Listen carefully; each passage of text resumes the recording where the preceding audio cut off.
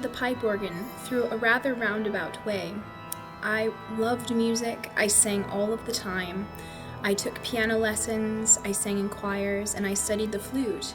And it was through singing in a children's chorus in Portsmouth, New Hampshire, that I came to the organ. While I had heard the organ in church, it was Diane Dean, the director of Sandpiper's Children's Chorus in Portsmouth, New Hampshire, who suggested that I apply for the Young Organist Collaborative Scholarship out of Portsmouth, New Hampshire. They offer free organ lessons to students just beginning. So I applied and received the scholarships, and through the lessons that I received with Abby Halberg Siegfried and Ray Cornells, and also through American Guild of Organists sponsored pipe organ encounters, of which I attended 4 throughout high school years, I really came to love the pipe organ.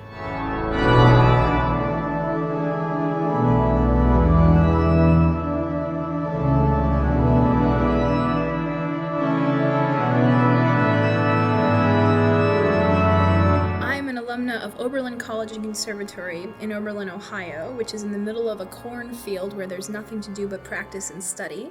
So I majored in both organ and French and received minors in music history and historical performance with a concentration in forte piano.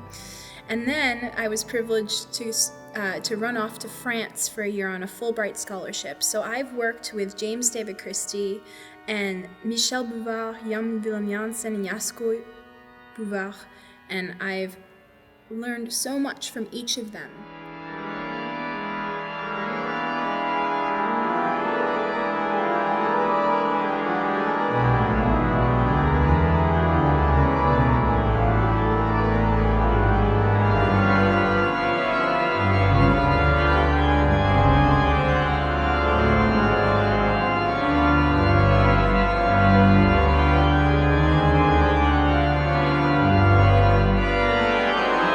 Music for me is such a way to express myself, whether that's a cliche or not.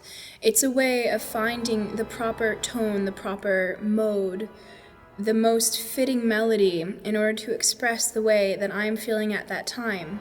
However, as an interpreter primarily, I find myself humbled at all moments, humbled to the composer and what I find as what may have been their intentions.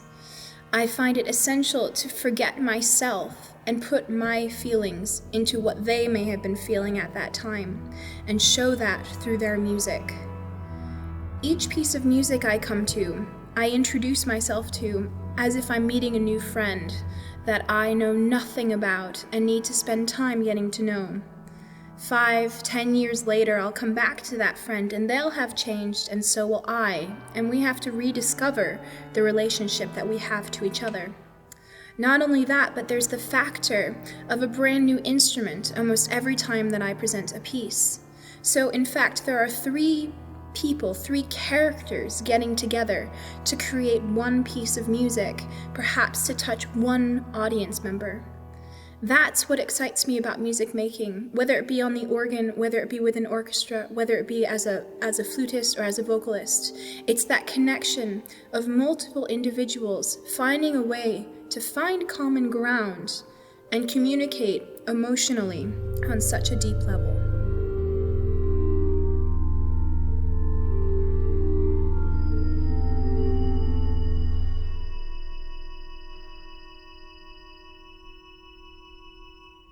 A part of this program that I'm very excited about presenting is the French section. There's an entirely central section of the recording that is French, including Couperin, Jean Alain, there's Charles Tournemire, and Thierry Escache. And all of these organists were phenomenal improvisers because of the French tradition and necessity of improvising in church. The Couperin, of course, is inspired by opera, and then you have the Tournemire and the Escache, which are both inspired by chant. Improvisation, playing music, is another form of language, and this language comes from our spoken language as well. You can really hear the French accents through Tournemire's and Escache's works. The Escache to me is particularly fascinating because I was privileged to study with him twice in the last year, both while I was preparing for the NYACOP competition and while I was preparing for this recording. This is the third of his compositions that I have worked on, and they're all very modal. They all have this incessant kind of rhythmic drive, all of which you can hear in his improvisations. This piece, to me, like many of his other compositions, seems like a written-out improvisation that has this vivacity that forces you to move forward throughout the entirety of the work.